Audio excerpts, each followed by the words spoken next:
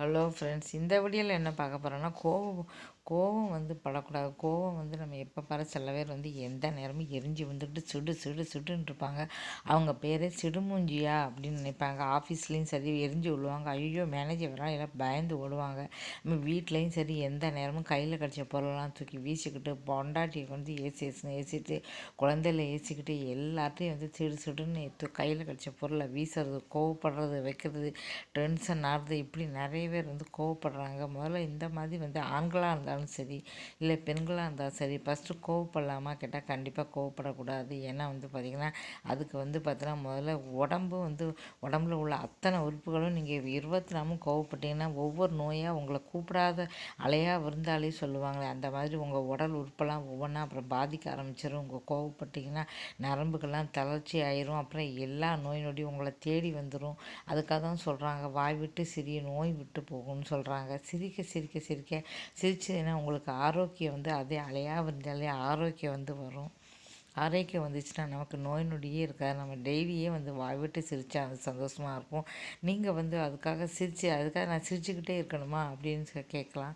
நீங்கள் சிரிச்சிட்டே இருக்கணும்னு அவசியம் கிடையாது. நீங்கள் பார்த்திங்கன்னா எப்போ பாரு எரிஞ்சு எரிஞ்சு முதல்ல கோபத்தை ஒரு மனுஷன் விடணும். இந்த காலத்தில் சின்ன குழந்தைகள் கூட பார்த்திங்கன்னா கோவப்பட ஆரம்பிச்சிடுறாங்க. எந்த நேரம் மொபைலில் விளையாட்டு கொபைலில் பண்ணால் கூட அம்மா அப்படி சொல்லிட்டு கோவப்பட்டு ஒரு சின்ன விஷயத்த சொன்னால் கூட அவங்களால தாங்க முடியல. எரிச்சலும் கோவமும் அம்மா அப்பாட்ட கூட பார்த்திங்கன்னா எரிஞ்சு எரிஞ்சு விட்றாங்க. அம்மா அப்பா மட்டும் கிடையாது, யாருக்கிட்டே பார்த்திங்கன்னா உறவுக்காரங்கக்கிட்டே போக முடியல. அந்த காலத்துலலாம் உறவுக்காரங்கள்லாம் நம்ம அம்மா சித்தி பாட்டி பெரியம்மா அவங்களுக்கு அம்மா எவ்வளவோ உறவுகள் வீடுகளில் தங்கிட்டு போவாங்க. மாத கணக்கில் தங்குவாங்க. அவங்களுக்கெல்லாம் பார்த்திங்கன்னா இப்போ எங்கள் சித்தி பெரியம்மா அப்படின்னா அவங்களாம் நான் +2 படிக்கும்போதே பார்த்திங்கன்னா எங்கள் வீட்டுக்கு வருவாங்க. அவங்களுக்கெல்லாம் சாப்பாடு பண்ணுறதுலாம் எங்களுடைய பொறுப்பு தான். எங்கள் அம்மா சொல்லுவாங்க, பண்ணி போடுங்க. அவங்க எல்லாருக்கும் சப்பாத்தி பண்ணி சாப்பாடு பண்ணி போடுறது எல்லாமே எங்களுடைய பொறுப்பாக தான் இருந்தது. அது மட்டும் இல்லாமல் வீட்டு வேலையும் நாங்கள் பண்ணணும். வெளியில் தான் தண்ணி வீட்டிலே கிடையாது, எங்கேயோ இருக்கும். 1/2 கிலோமீட்டர் போய் அங்கே போய் தண்ணி சுமந்துட்டு வரணும். அப்புறம் கிணத்துல தண்ணி இறைச்சி வீட்டு செலவுக்கு வைக்கணும். இப்படி நிறைய வேலைகள்லாம் பார்த்துக்கிட்டு ஸ்கூலுக்கு போயிட்டு பார்ப்போம். இல்லை பார்த்திங்கன்னா லீவு நாளில் பார்ப்போம். இந்த காலத்து பிள்ளைகள் வேலை செய்கிறத பற்றி சொல்லவே வேண்டாம். வேலையே செய்யாட்டாலும் பரவாயில்ல. இப்போ வீடுகள்லேயே பார்த்தோன்னா பைப்பை திறந்தாலே வீட்டுக்குள்ளேயே தண்ணி 24 கொட்டுது. அந்த காலத்துலலாம் பைப்பே கிடையாது. சரி, வீட்டுக்குள்ளே தண்ணி கொட்டுது. அப்புறம் என்ன தான் எரிச்சல், ஏன் கோவம் வருது, ஏன் சிடு சிடு சிடுன்னு 24 கோவம் வருது அப்படின்னா எல்லாத்துக்குமே காரணம் இந்த ஆசை தான். ஆசையினால தான் ஆசைப்பட்டது எல்லாத்தையும் அடையணும். ஆசைப்பட்டது எல்லாமே உடனே கிடைக்கணும். அவங்களுக்கு ஆசைப்பட்டதெல்லாம் கிடைக்கல அப்படின்னா அவங்களுக்கு கோபம் தலைக்கு ஏறுது. கோபத்துக்கு என்ன காரணம், அந்த கோபத்தை எப்படி விட முடியும்னு எல்லாத்துக்கும் ஆசைப்படுறதுனால தான் கோவம் வருது. ஒரு கிழவினா கூட பார்த்தீங்கன்னா ஒரு மாமியாருக்கு என்ன கோவம் வருது, தன்னுடைய மகனுக்கு பார்த்தீங்கன்னா நகை, அந்த நகை வேணும், இந்த வர மருமகள் அத்தனை செலவுகளையும் கல்யாணத்துக்கு அப்புறம் அத்தனை செலவுகளையும் மருமகள் எல்லாத்தையும் கொண்டு வரலைன்னா அவங்களுக்கு அந்த மாமியாரை கண்டா மருமகளை கண்டா எரிஞ்சு எரிஞ்சு விட்றதும் சிடு சிடுன்னு வருதும். மருமக பணத்தை கொடுத்துக்கிட்டே இருந்தால் அவங்களுக்கு சந்தோஷமாக இருக்குது. பக்கத்து வீட்டுக்காரை உட்காந்து சொல்லுவாள், என் மருமக அந்த நகை கொண்டு வந்தா, என் மருமக லட்சக்கணக்கில் பணம் கொண்டு வந்திருக்கா, என் மருமக அதை கொண்டு வந்தா, ஐயோ என் மருமக அப்படி இல்லவே கொஞ்சோண்டு கொண்டு வந்தான்னே மாமியாருக்கு கோவம் வருது. இதே மருமகளுக்கு ஏன் கோவம் வருது, நம்ம மாமியாரை எப்போ பார்த்தாலும் நம்மளை சிடு சிடுங்கிறாங்க, வீட்டு வேலை செய்ய சொல்கிறதும் எந்த நிலை வேலை செய்ய மருமகளுக்கு இப்படி கோவம் வருது. இப்படி எல்லாருக்கும் பார்த்தீங்கன்னா ஃபஸ்ட்டு கோவம் வரத்துக்கு ஒரு காரணம் இருக்குது. இந்த காரணத்தை அவங்க கடந்து வந்துட்டாங்க அப்படின்னா கோவங்கிறது காணாமல் போயிடும். இப்போ கோபம் ஏன் வருது அப்படின்னு யோசிச்சிங்கன்னா ஆசை தான் காரணம். ஆசையை தான் அதுக்காக தான் புத்தர் சொல்ல, ஆசையை விட்டொழிச்சாலே பார்த்திங்கன்னா நம்மளுடைய கோபமே நமக்கு வராது. எது மேலே ஆசைப்படலை, இப்போ நகை பணம் எது மேலே நம்ம ஆசைப்படலை அப்படின்னா அந்த மாமியாருக்கு ஏன் கோவம் வருது, அந்த மருமக மேலே எதுக்காக கோவம் வருது, எல்லாத்துக்கும் காரணம் ஏதாவது ஒன்று நம்ம எதிர்பார்க்குறோம். மருமகிட்ட எதிர்பார்க்குறோம், மாமியார்கிட்ட எதிர்பார்க்க, இப்படி ஒருத்தருக்கு எதிர்பார்க்கறனால தான் எதிர்பார்த்தது கிடைக்க மாட்டேங்குது. அந்த இடத்துல எதிர்பார்த்தது கிடைக்க மாட்டேங்குது. எதிர்பார்த்தது கிடைக்கல அப்படின்னோடனே அந்த இடத்துல கோவம் தலைக்கு ஏறுது. அந்த கோவமே வெறுப்பாகுது. அந்த வெறுப்பே பார்த்திங்கன்னா எந்த நேரமும் சிடு சிடு சிடு சிடுன்னு கோவப்பட்டு எரிச்சலும் போய் அது ஒரு பெரிய இதுலேயே கொண்டு கொடுக்கும். அந்த கோபம் தலைக்கு ஏறினா வேறு விதமாக கெட்டதாக பார்த்தீங்கன்னா ஒருத்தரை பற்றி என்னெல்லாமோ முடியுது, கெட்டதாகவே முடியுது. எல்லாத்துக்குமே காரணம் என்ன, அந்த அந்த ஆசையை என்றைக்கு ஒரு மனுஷன் வந்து தூக்கி எறிகிறானோ இல்லை அப்போவே நம்ம கிடச்சது நம்ம கையில் என்ன இருக்கோ அது போதும். நம்ம வாழ்க்கை நம்ம கையில் நமக்குன்னு கிடச்சி என்ன கிடச்சது இருக்கணுமோ கடவுள் வந்து நமக்குன்னு போட்டது வந்து கடவுள் இருக்குது சொல்ல அது மட்டும் கிடைச்சாலே போதும். வாழ்க்கை வந்து நம்ம சந்தோஷமாயிரும். கோபத்தை தூக்கி ஒரு மனுஷன் எப்போ எறிகிறானோ அப்போவே வந்து சந்தோஷமாயிருவான். எந்த நேரமும் எரிச்சல். இப்போ உள்ள பெண்களாக இருந்தாலும் சரி ஆண்களாக இருந்தாலும் சரி இப்போல்லாம் வர குழந்தைகள் பார்த்திங்கன்னா ஒரு சின்ன விஷயத்தை கூட வந்து ஏதாவது ஒன்று சொன்னால் கூட அம்மா நீ அதை சொல்கிற அப்பா. எங்கள் அம்மாலாம் பார்த்திங்கன்னா எங்கள் அம்மாலாம் அந்த காலத்துலலாம் வந்து பார்த்திங்கன்னா அம்மா குழந்தையில அடிக்கூட செய்வாங்க. ஆனால் இந்த காலத்தில் திட்டக்கூட முடியல. நீங்கள் ஏதாவது திட்டினா கூட அந்த பொண்ணுக்கு வந்து கோவம் வந்துடும். என்னம்மா என்ன திட்டுறீங்க அப்படின்னு சொல்லி கோவப்படும். அந்த காலத்துலலாம் எங்கள் அம்மாலாம் பயங்கரமாக திட்டுவாங்க அடிப்பாங்க. ஆனால் இந்த காலத்தில் ஒரு அடி அடிக்கும் வாயால் பேசவே முடியாது. அந்த குழந்தைகளுக்கு வந்து அந்த அளவு கோவம் வந்துடும். இப்படிலாம் இருக்கிறதுக்கு எல்லாமே வந்து காரணம் வந்து பார்த்திங்கன்னா தம்மனுடைய தேவைகளை எல்லாமே கிடைச்சிடணும். இந்த காலத்து பிள்ளைகள் என்ன நினைக்குது, நம்ம நினைக்கிறது எல்லாம் உடனே இந்த இடத்துல வேணும், உடனே நமக்கு வேணும் அப்படின்னு நினைக்கிறேன். அந்த குணத்தை வந்து ஃபஸ்ட்டு மாற்றணும். நம்ம நினச்சதெல்லாம் நம்ம கிடைக்கும் எல்லாமே கிடைக்கணும். இப்படி கிடைக்கல அப்படின்னா இந்த சரி கிடைச்சி நமக்குன்னுன்றது கிடைக்க வேண்டியது கிடைக்கும். என்றைக்குனாலும் சரி கிடைக்க வேண்டியது நமக்குன்னு இருக்குது. கடவுள் வந்து என்றைக்குமே கொடுத்துருக்காரு, அது கிடைக்கணும். அது சரி சின்ன குழந்தைக்கு தான் சண்டை போடுது அப்போ வயசானவங்களுக்குலாம் கோவமே வராதா அப்படின்னு சொல்லுவாங்க. கண்டிப்பாக இல்லை. 40 வயசுக்கு 40 வயசுக்கு மேலே நாய்க்கணும், 50 வயசு பேய்க்கணும் அந்த காலத்துலேயும் வந்து சொல்லிடுறாங்க. வயசானவங்களை எடுத்துட்டோன்னா அப்படி ஒரு கோபம் மாமியார் பார்த்திங்கன்னா சில பேர் அப்படியே வந்து பார்த்தோன்னா தூக்கி வீசுவாங்க. இந்த வயசில் இவ்வளோ கோவமாக அவங்களுக்குன்னு எரிச்சலும் கோவமாக தூக்கி வீசுறதும் உடைக்கிறதும் பார்க்குறதுக்கே வந்து இந்த வயசில் இவ்வளோ கோவம் இவங்களுக்கு ஏன் இப்படி வருது அப்படி சொன்ன எல்லாத்துக்குமே அதுவும் எல்லா பொருட்களை வீசி உடைக்கிற கோவம் வந்து ரொம்ப ரொம்ப பொல்லாது அப்படின்னு சொல்லலாம். அதெல்லாம் அனுபவிக்கிறவங்களுக்கு தான் வந்து தெரியும். தூக்கி வீசுகிற வந்து கொடுமை வந்து அனுபவிக்கிறவங்களுக்கு தான் தெரியும். இப்படிலாம் வந்து ஒரு ஒரு மனுஷன் கோவப்படுறாங்களா அப்படின்னு பார்க்கணும். எல்லாத்துக்கும் காரணம் நிறைய இதுக்கெலாம் என்ன வேறணும் அந்த கோபக்காரங்களாம் எப்படி மாற்ற முடியுமா? சரி அன்பால் தான் மாற்ற முடியும், வேறு எதுவாலே மாற்ற முடியாது. கொஞ்சம் கொஞ்சமாக தான் வந்து மாறுவாங்க. உடனே வந்து கண்டிப்பாக அவங்களால மாற்ற முடியுமா? கட்ட முடியாது. என் வீட்டுக்காரெலாம் பயங்கரமான ஒரு கோவம் கையில் கிடச்ச பொருள் எல்லாத்தையும் தூக்கி வீசி அவங்க இது பாரு பயங்கரமாக உடைச்சிருக்காரு. டிவி உடைச்சிருக்காரு, அது உடைச்சிருக்காரு. கையில் அந்த ரூமில் இருக்க அத்தனை சமயம் தூக்கி வீசுவார். ஏற்கனவே 2 டிவியை உடைச்சிருக்காரு. வாங்கி ஒரு 6 மாதம் கூட இல்லை. அப்படியே டிவி தூக்கி ஒரு குத்தி அப்படியே 40,000 டிவி போயிடுச்சு.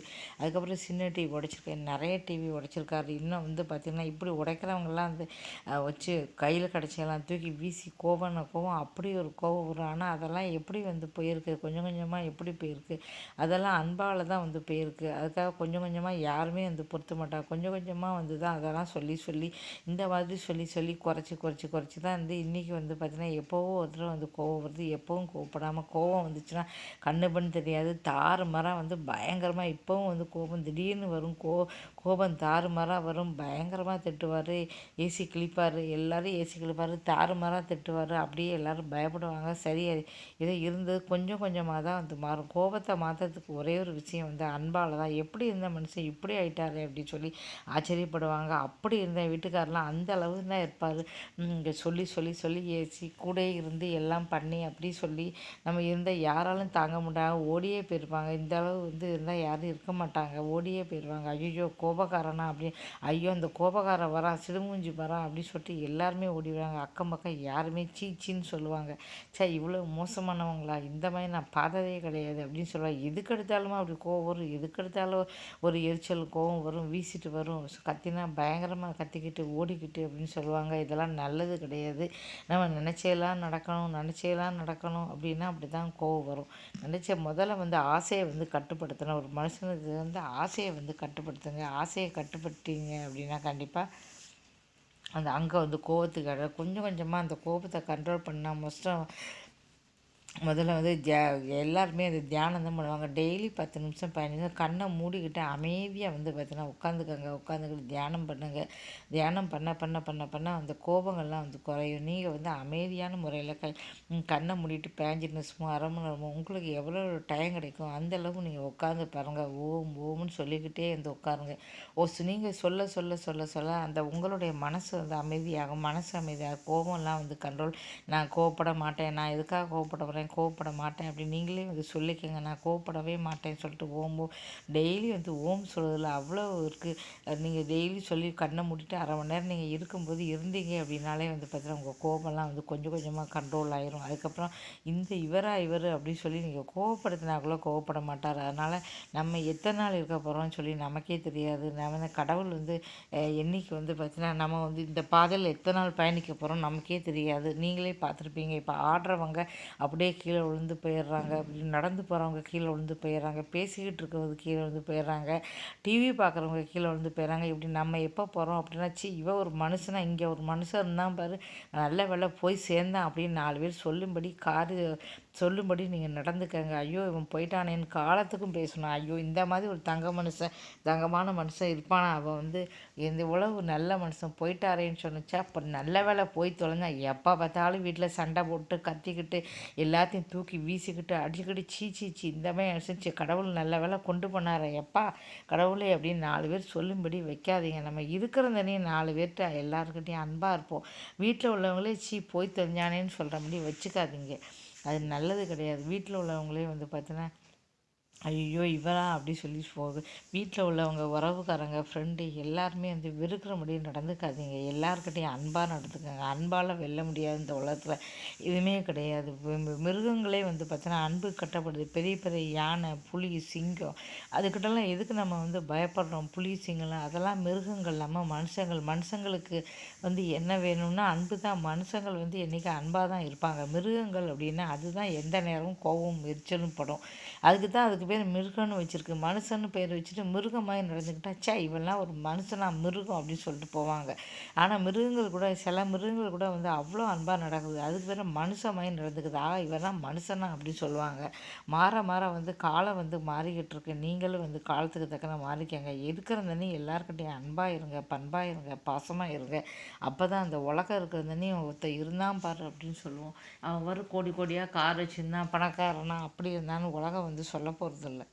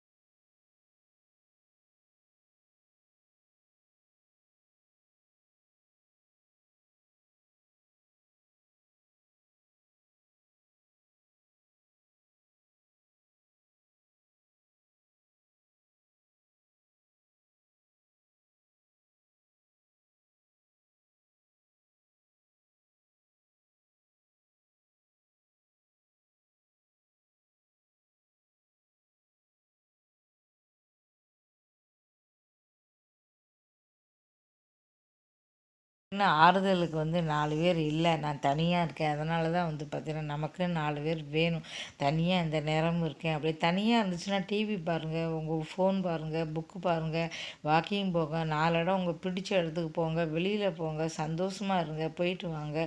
அதை விட்டுட்டு எதுக்காக எரிச்சலும் கோவம்? ஐயோ அவள் வீட்டுக்கு போயிடாத மனுஷன் வந்துடுவாடா. 4 மனுஷங்க வேணுங்க. அதுக்காக சும்மா வந்து எல்லாரையும் கூப்பிட்டு உட்காந்து கூத்தடிங்கன்னு நான் சொல்லலை. அதுக்காக வந்தவங்களை வாங்க நீங்கள் சொல்லி எரிச்சலும் கோபமாக வந்து காட்டாங்க. அவனா சரியான சிடுமூஞ்சி அப்படி சொல்லும்படி வைக்காங்க. இருக்கிறதுன்னு எல்லாருக்கிட்டையும் அன்பாக இருப்பேன். உங்களுக்கு என்ன தான் பிரச்சனை? அப்படிப்பட்ட கோவப்படுறவங்கள கூப்பிட்டு பேசுங்க.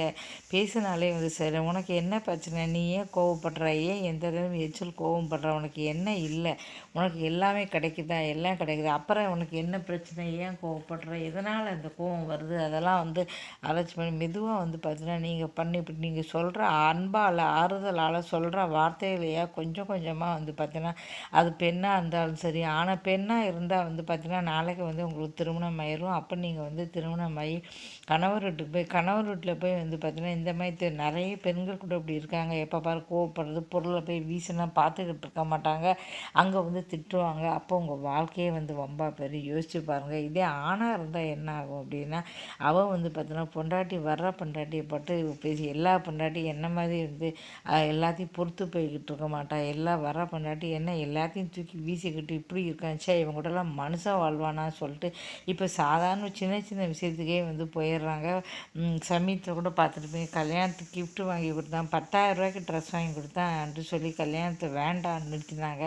அப்போ கூட அந்த அப்பா மாமனார்லாம் ஓடி வந்து கிரெடிட் கார்டை கொடுத்தாம்மா, சரிம்மா தெரியாமல் சொல்லிட்டேன், இந்த 20,000 ரூபா உனக்கு நான் ட்ரெஸ் வாங்கி தரேன், எனக்கு இல்லை வேண்டே வேணான்னு கல்யாணத்தை நிறுத்திட்டு அந்த பொண்ணு போயிடுச்சு. அந்த பொண்ணுக்கு எப்படி வந்து இருந்துச்சு, அந்த முதல்ல அவங்களை கூப்பிட்டு எப்படி அந்த 10,000 வாங்குவாங்க, கிஃப்ட்டுன்னு கொடுத்தாரு பாரு, 10 ரூபாய்க்கு ஒரு ரோஜாவை கொடுத்தா கூட அதுவும் உண்மையில பாசத்தில் தானே அவர் கொடுத்துருக்காரு. அதான் அந்த பாசத்தை அந்த பொண்ணு பார்க்கல.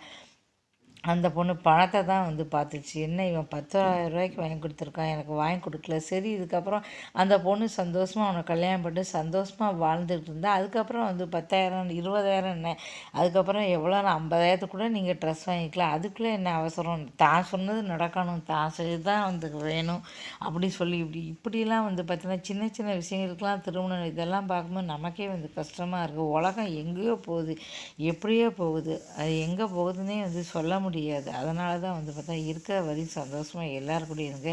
கோவப்படாதீங்க. அப்படி அதுவும் வீட்டில் வந்து பார்த்தீங்கன்னா கண்டிப்பாக கோவப்படாதீங்க. எல்லாருக்கிட்டையும் கோவப்பட்டு வெளியில் கோவப்படுற, அங்கே கோவப்படுற, யார்கிட்டையும் கோவப்படுறாங்க முதல்ல யோசிங்க. எதனால் சண்டை வருது என்ன யோசிங்க. உங்கள் மனசில் இந்த மாதிரி தியானம் பண்ணுங்கள், கடவுளை கும்பிடுங்க, வெளியில் போங்க.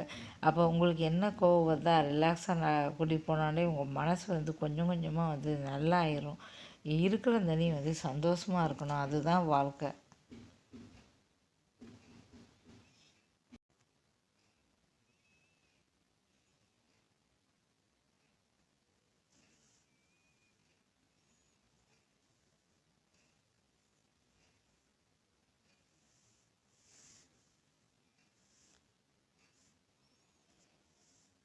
இந்த வீடியோ வந்து உங்களுக்கு பிடிச்சிருக்குன்னு நினச்சேன். பிடிச்சா மறக்காமல் சேனலை வந்து சப்ஸ்கிரைப் பண்ணுங்கள். தேங்க்யூ.